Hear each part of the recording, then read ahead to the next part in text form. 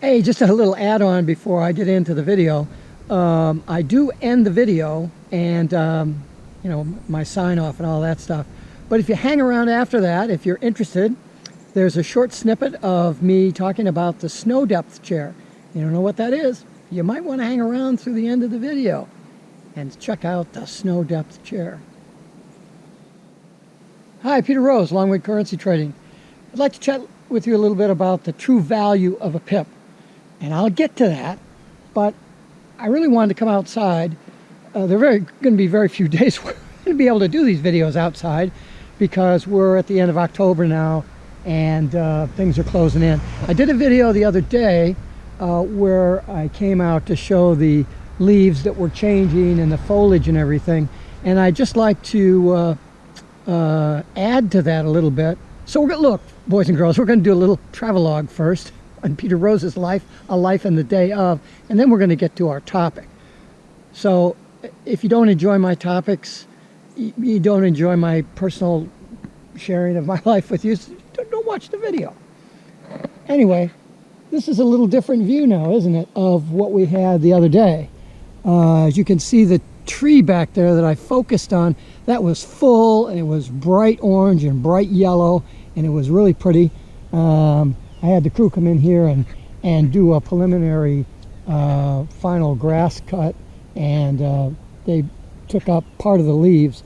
That whole area over there by the chicken coop, and there's no chickens, and I won't have any chickens, but they call it a chicken coop anyway. That was all picked up, leaves all picked up 2 days ago, and these leaves were all picked up. You can see in the grass where the tractor has been to do the mowing, so this is all full of leaves and stuff the other day, and so that's picked up. But you can see back here the trees are getting pretty bare. We're heading for stick season, and that'll be a great thing when that happens, because it's all part of the process of the flow of nature around us. I'm so happy that I had the finances to be able to retire in an environment like this. And maybe your environment is, well, you know, it could be the big city. You want to stay in the big city, and that's fine. But you have to enjoy the life around you. And that enjoyment only comes after working hard or working smart. You know, I was fortunate I was able to do real estate investment, and I had a 33-year career as a software engineer, so I got paid pretty good for doing very little work. I mean, you do a tremendous amount of work and you work a lot of hours, and it's very difficult, but if you love it, I mean, people pay you to have fun like that, solve puzzles and work on computers with a lot of processing power. Man, it couldn't get any better than that. Regardless, I was very fortunate that I learned the rules of the game, and I was able to invest successfully and have this. This is a nice view of the side of the house with that tree over there. That puppy is just about ready to drop everything it's going to have very, very soon. So we're waiting until the rest of these all come down, and then we'll have to rake them all up again before winter, because the last thing you want to do is try to rake wet leaves up in the spring. It just tears the shit out of the grass. Regardless of all that, so I didn't make my money in currency trading. I made it in real estate, and so we're starting over in currency trading because I think that's a much better vehicle for net worth enhancement than most of the other investments that are out there. I mean, yeah, you can put it in an index fund and it'll grow at between 6 and 7% a year. And if you compound that shit out, I mean, at 7% a year, your money doubles in about 10 years, right? And so if you're in a 401k or an IRA, and that's growing tax-free, so you get the 7%. But just don't forget that if you're compounding that in a regular index fund or whatever, that there could be tax liabilities for that on a yearly basis if they're paid out to you. So you have to be kind of careful about projecting out what your real rates of return will be, even though you're getting a rate of return. You know, even if I was 30 years old today, I wouldn't do real estate again. Knowing what I know, I would do the currency market. Absolutely, I wouldn't. I wouldn't hesitate. You know, if I was making a tremendous amount of excess money, I might go in and do some real estate purchasing, but I'd have more money behind me at that point in order to satisfy the requirements of zoning boards and building codes and all kinds of stuff like that. Had a friend of mine pay, I don't know, $300,000 or something for a small building he's going to put his office into, and I mean, it was fine, everything was okay, but in order to bring it up to code to run a business in, cost him $200,000 more. Can you imagine the problems that real estate investors starting out today are faced with? And I had those issues back when I started my career, but they weren't as picayune as they are today. Regardless, even under those conditions back then, when I was started doing real estate investment at 24 years old or whatever it was, I would have studied the currency markets. I would have taken my bumps and lost my money and built it up, and I would probably have more money today as a result of that than I do with well over $1 million through my real estate.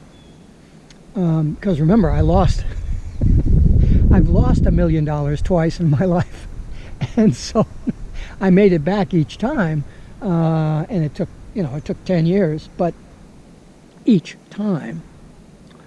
But those losses were, you can't avoid those losses when you're in real estate. Over the long term, everything is going to work out okay. But geez, if you're in the long term, you're going to take severe economic crisis, like we're in this COVID-19 pandemic right now. Real estate took a huge plunge, and then boom, it came right back up because it's not a real estate oriented crisis right now. But I've gone through 5 economic slams in my life. This will be the 6th one, and through most of those economic crises, we've had anywhere from 20 to 35% depreciation, devaluation in real estate. So, and that's, I mean, I got caught, the 2 times I got caught where, and I never had high leverage. I was always able to get the values of the building up because of increased cash flow, and I know how to run a P&L statement and how to do real estate financing. I understand all that stuff. And I was never highly leveraged when these things came. So I didn't lose the basis. I didn't lose the building because the mortgage was low enough that I had plenty of equity over the building.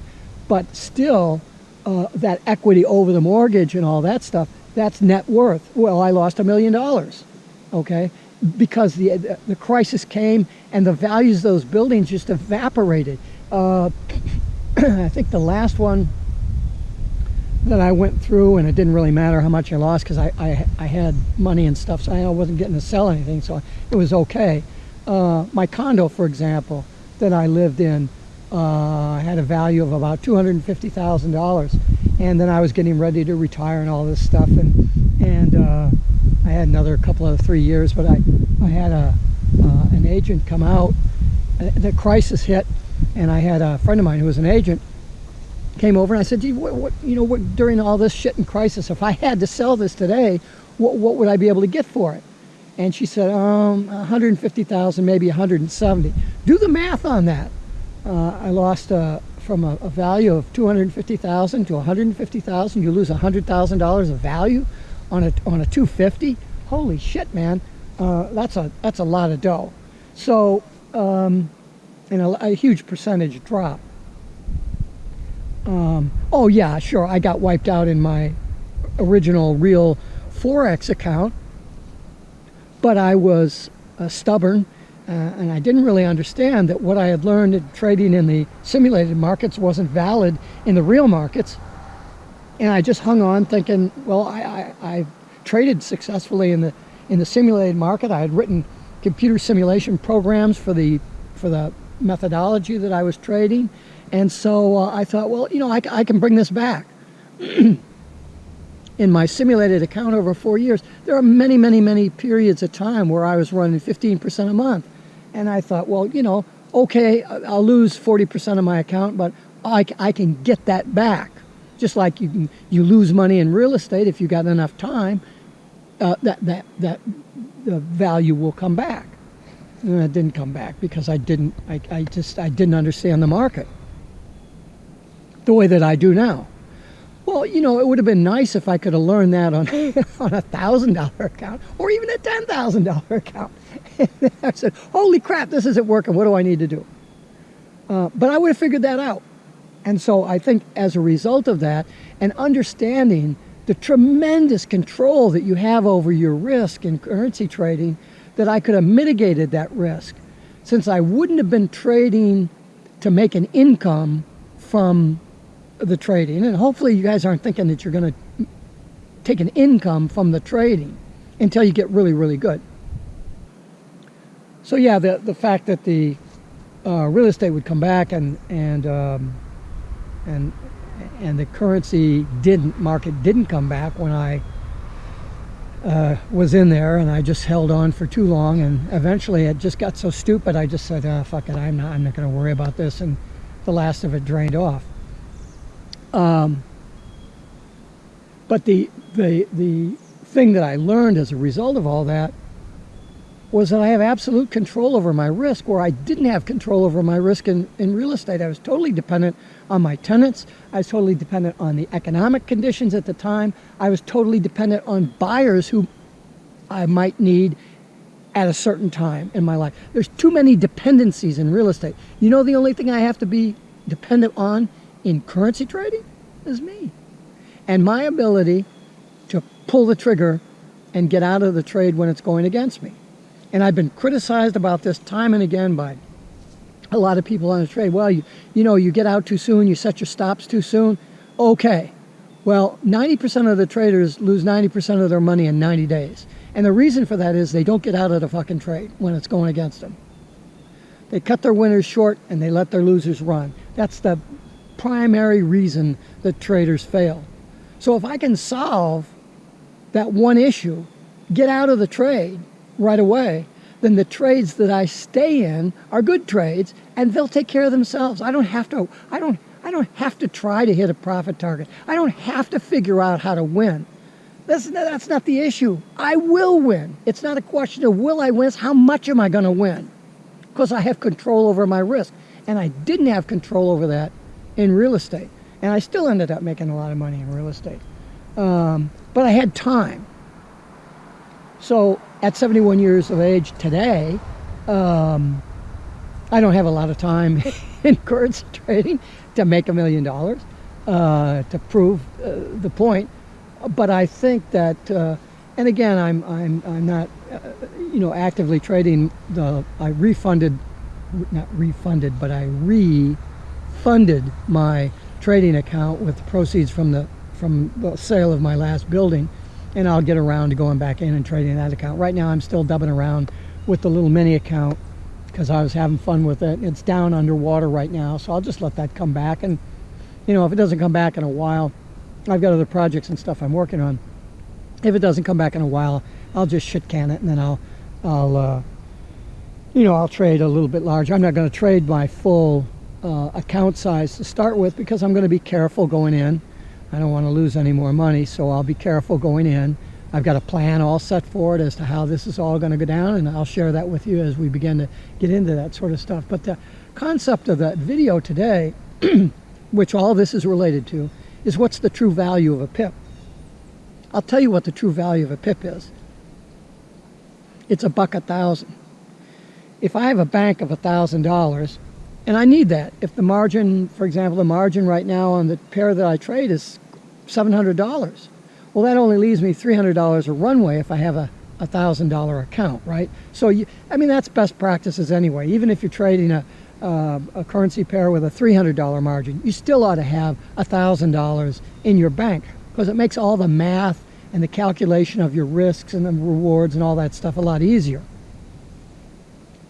You can agree with that or not, I don't really give a shit. This is what I do. So on $1,000, 1 pip is $1.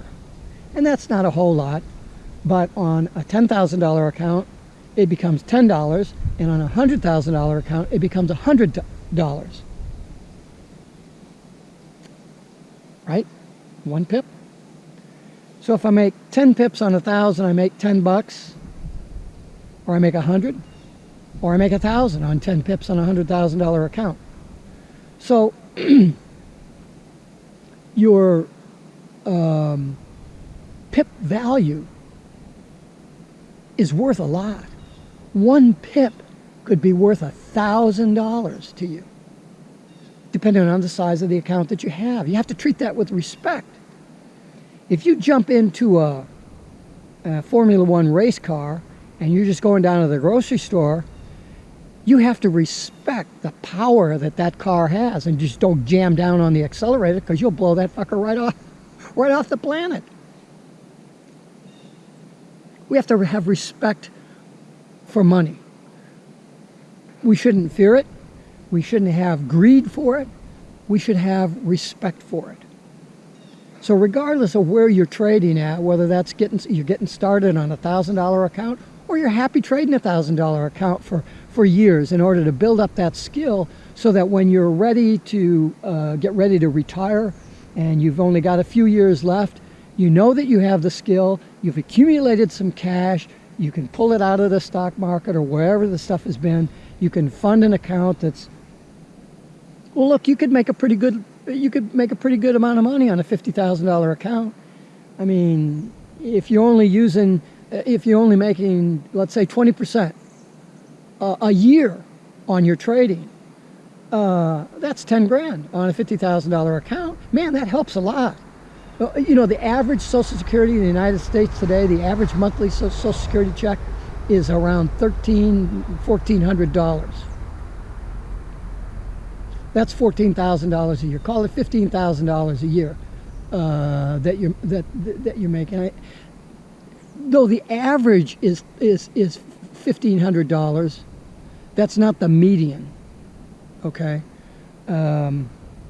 There's a tremendous number of folks in the United States today whose Social Security checks are $1,000 a month, $900 a month. No shit. That's why we're having so much trouble.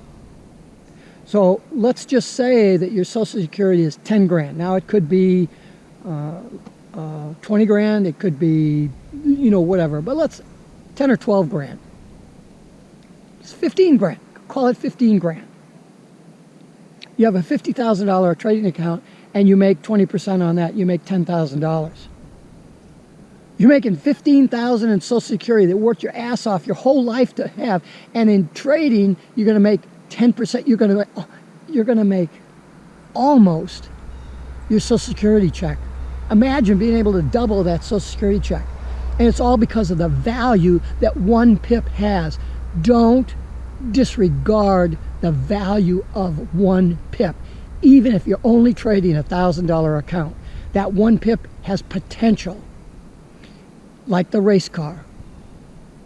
Respect the pip. Respect the pip. Don't just cast it away as a loss and throw it off. Guard that pip.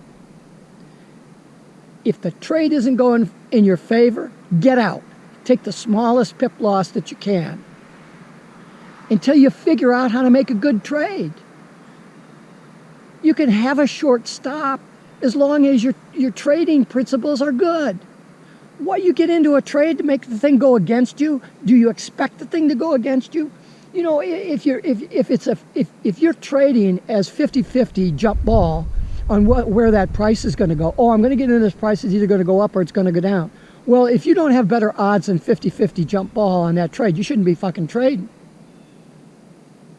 You got to be pretty sure that you've got 60 or 70% probability that that trade's going to go up. So the times that you do get hit with that stop, the 3 times out of 10 trades that you take that the trade goes against you, so you take, in example, my trade. I got an 8 pip hard stop. Okay, so I trip out at $24, right, per 1,000. I lose 24 pips. But on the other 7 trades, I make an average of, oh, I don't know, say 12 pips. So 7 times 12, 80, 90 pips. So I lose 25 and I make 90. How am I doing? I'm doing really good. But if you're trading jump ball, yeah, then any stop is short because you don't know what the hell you're doing. You don't have respect for the pip. Have respect for the pip. Put a smile on your face. Make your life happy. And you can trade for the fun and not out of fear of not having any money. Peter Rose, Longwood Currency Trading. Have a great day. Have a great trading day. And I'll bring you guys out here again for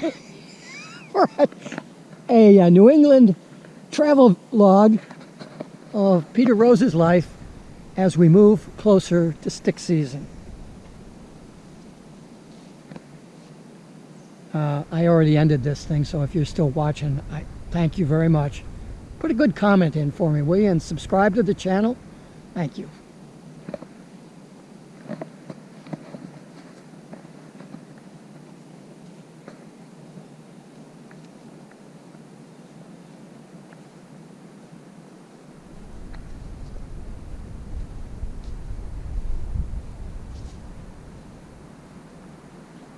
And if you're still with me, here is the famous snow depth chair.